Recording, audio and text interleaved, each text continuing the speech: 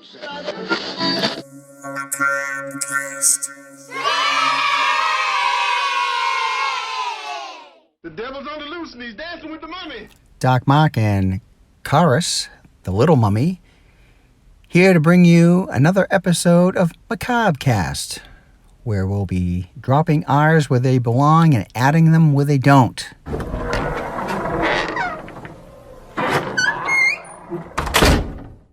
So, Chorus, all the principal recording and editing is finally finished for my latest episode, episode 4 of the show I have put together, Terror.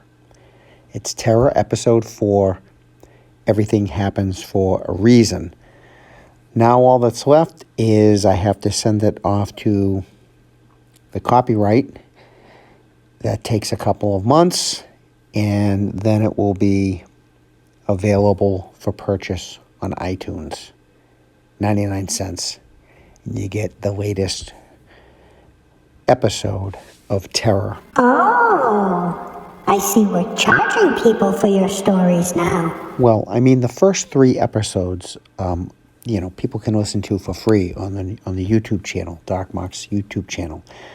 Episode 1, The Closet, 2, Gone Today, Here Tomorrow, and the 3rd, The Witch's Curse. So much time and effort goes into not only writing, directing, producing, scoring.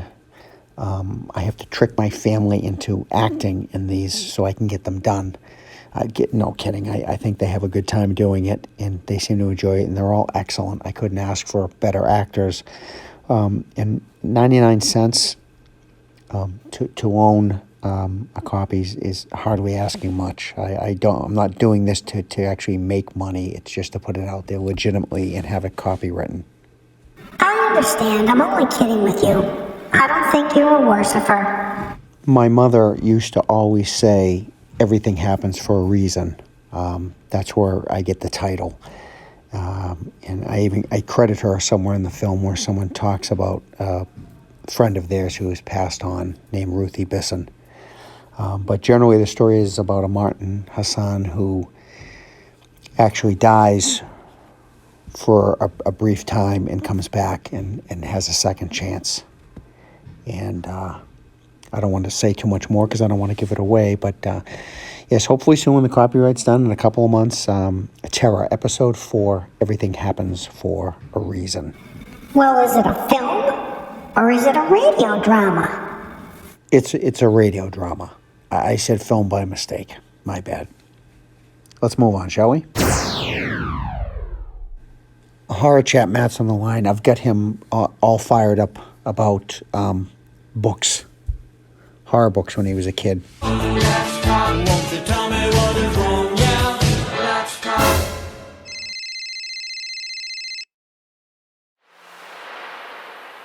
Hey, Doc Mark and Karis, Hard Chat Matt here. In your latest episode, speaking of stories of you going to the library and pulling out books that you really enjoy, The Monster Show for one of them, you really got me going through the Dewey Decimal System in the library of my mind, and it's taken me back to a couple of books I could not get enough of when I was younger. One from the school library was Scary Stories to Tell in the Dark, classic. I'm sure everybody knows what that one is. I must have taken that out of the school library every single week from probably 2nd grade to 5th grade. Just a great short stories and amazing illustrations. I thought the movie was okay. I was hoping for a rated R rating. I'm not sure why, since it was a children's book. And then another book I could not get enough of was Monsters Who's Who. My aunt owned it, and I would just stare at those pages for hours and hours, and the amazing pictures from old-time horror movies I've never seen before, wondering what they were like. A lot of Hammer horror was in there. I remember the picture of the Phantom of the Opera really creeped me out as a kid. And they also had tons of Marvel superhero stuff in there, which I thought was cool. Never really thought of like the Fantastic Four's monsters. Sure, some of their villains, but it was really great book. And someday I got to track it down. I think it goes for about $20 on eBay. I think it's definitely worth dropping $20 to get that little piece of my childhood back. Anyways, Dark Mark, the librarian's giving me the dirty look since I'm making too much noise back here. Keep up the great work, and I can't wait for next week's episode. Horror Chat, you sparked a memory in my childhood. I owned that book, Monsters Who's Who. And even though I owned it and had access to it all the time, stared at that book relentlessly. And I know I still have it. I do have a box of books in the attic, and I'm almost 100% sure it is there, and I should dig that out. But I haven't thought about that book probably since I was a kid. So glad that you brought that up. Thanks, man. But now I know why I have always lost women to guys like you. I mean, it's not just the uniform. It's the stories that you tell. So much fun and imagination. So this is a thing. Did you know that you could buy a replica of Mrs. Voorhees' rotted head on Etsy? Don't even tell me something like that, man. I that's cool, but who'd have thunk? Oh, it's that time again for Deep Death Dive. Deep Death Dive.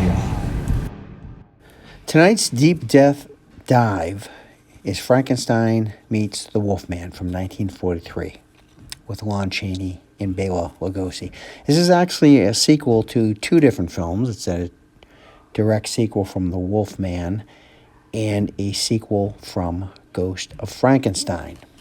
Now, in Son of Frankenstein and Ghost of Frankenstein, Lugosi plays Igor, probably one of the best roles he's ever done next to Dracula, in my opinion. If you have not seen the original Son of Frankenstein and Lugosi's performance, you're really missing out. He's just as good in Ghost, too. He really hams it up. Mr. Talbot, you're suffering from a delusion. It's true someone was killed last night, but it happened many streets from here. Moreover, he was attacked by some sort of wild animal. That's just it. I turn into an animal. You may or may not know this, but Lugosi was slated to play Frankenstein in the original Frankenstein at first, or it was talked about. He was not really interested in it because it was a heavy makeup and no dialogue. I'm sure he kicked himself about that years later, but no, he never took it. So the plan in Ghost of Frankenstein was to put an intelligent scientist's brain into Frank's head. Igor has his brain put in there instead. This is all a big revenge plot. You'd have to see the other films to catch on to, but he wants an indestructible body. But the Frankenstein body rejects his brain, and it causes the monster to go blind. So Igor putting his brain, or having his brain put into the monster's body, is like pretty much the end of Ghost and when it goes blind and all that. So the script and the direction of Frankenstein Meets the Wolfman was supposed to have the monster blind. And the monster speaks during Ghost of Frankenstein. Now, at this point, they had Lugosi play Frankenstein in Frankenstein Meets the Wolfman, which totally makes sense because his character, Igor, whose brain is now in the monster, it all makes sense to have him play it. But when he spoke the dialogue with test audiences, it was considered funny. Most people laughed, and Hollywood Universal didn't know what to do with themselves, so they removed the dialogue. So there's scenes where you can see the monster's lips moving, and he's not saying anything because his dialogue was cut. And when he seems to be stumbling around and the arms outstretched, it's usually the Frankenstein that everyone imitates, is because the creature's blind. But that's never really put out to the audience in Frankenstein Meets the Wolfman. And you can get all of this in a lot of deleted scenes, including where the monster speaks, in the script, which is available for purchase, that I have read of Frankenstein Meets the Wolfman, and definitely worth checking out if this is your bag. Deep Death Dive. Oh yeah, that's right. It's time for the Grim Facts with Grim Kim. Grim Facts. Hi, Dark Mark. Hi, little Karis. Grim Kim checking in.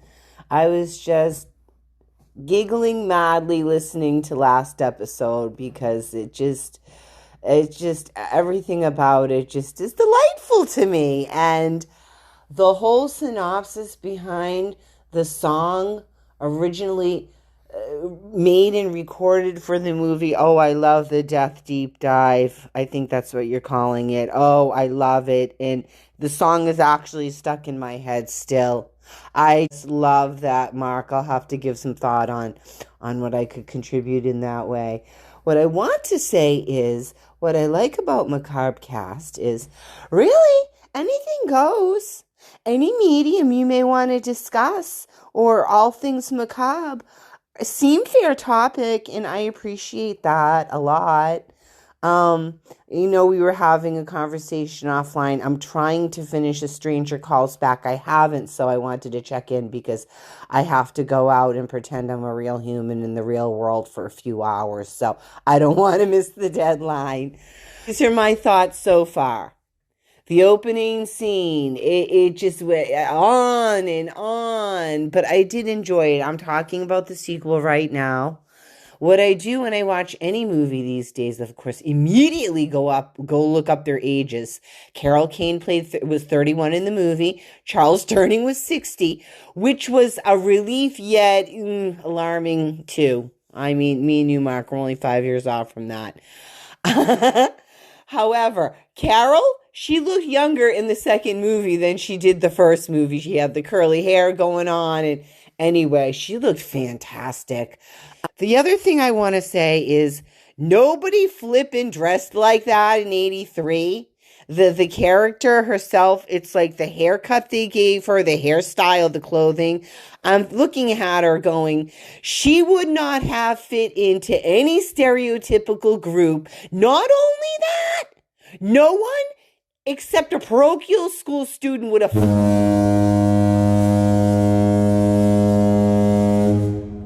Oh, Grim, I know we're all not saints, but you said a naughty word. Think it's time for that bar of soap.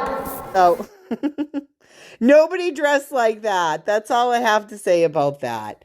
And, makes me think when I watch these movies, I'm always looking at it from a fashion angle. I would like to watch Suitable Flesh. I think that you watched it and remembered it.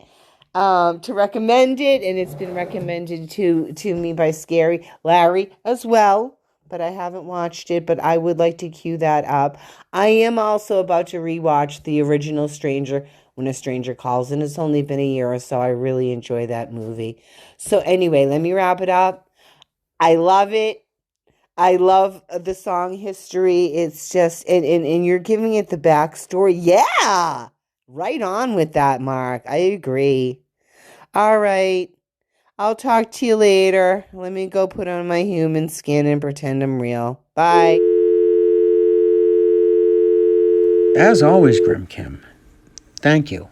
And I'm so glad to hear that you like the Deep Death Dive and would be looking forward to anything you could add to it.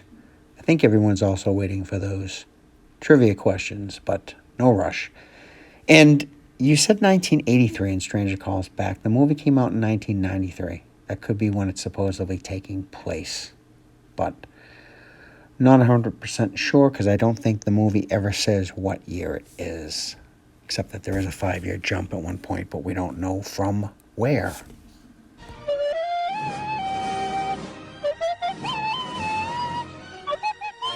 Oh, and whenever we hear this putrid fanfare, we all know what time it is. Horrible Mention. And tonight's horrible mention goes to Silent Night, Bloody Night. Please, please, please do not confuse this with my favorite Silent Night, Deadly Night. It's not even in the ballpark. This is a movie that was in the drive-in circuit in the 1970s and then fell into obscurity until somewhere in the mid-1980s because it had ended up in the public domain. This movie somehow manages to get the legend John Carradine to be in it, who does nothing but grunts and growls and makes noises, never speaks one line. Way to play the ace card. So the general gist of this sloppy mess is an ancestral Victorian-era mansion with a shadowy history of incest and murder, with final reservations on Christmas Eve. I know that this sounds good, but trust me when I say stay far away from this movie. It is putrid and painful. 2 P's. Silent Night, Bloody Night. Horrible mention. Is this something you could share with the rest of us, Amazing Larry? Greetings, Dark Mark and Karis the Little Mummy. Scary Larry here. And what does one do on a rainy January night? That's right. Select a good horror movie and get comfortable. Now I'm here to give a quick review of 2024's horror movie, Suitable Flesh. This is based on H.P. Lovecraft's short story, The Thing on the Doorstep. It stars Heather Graham and the horror icon, Barbara Crampton, who also has a producer credit, which is good to see. Now, set in fictional Arkham, Massachusetts, both Graham and Crampton portray psychiatrists. Crampton heads the Arkham Asylum, and her friend has her private practice. Now, a young man appears panicked at Graham's office door, claiming his father was trying to take his body. In a twisted couple of scenes, we quickly realize that this is an ancient evil who takes over bodies by reciting an incantation and hops from body to body for centuries. Now, can the two doctors stop this evil entity, or will evil win out? I suggest this watch to any horror fan. It's currently streaming on Shudder. I'm not going to give away any more details. You have to see this one for yourself. I give it 4 out of 5 stars. Larry. Now, Larry, you know I love you. And we usually agree 89% of the time. And I love H.P. Lovecraft. I do. And there's films with Barbara Crampton that I love. Reanimator, From Beyond. But I don't know. I think we part ways on this one, kind of like we did on Evil Dead Rise. Honestly, for most of the film, I didn't feel like I was watching a horror movie. I thought Skinamax was back. But to each his own. And I don't want to dismiss the movie too much. Let everyone make up their own mind. Just was definitely not one of my favorite. Not one of my favorite Barbara Crampton movies. Definitely not one of my favorite H.P. Lovecraft adaptions.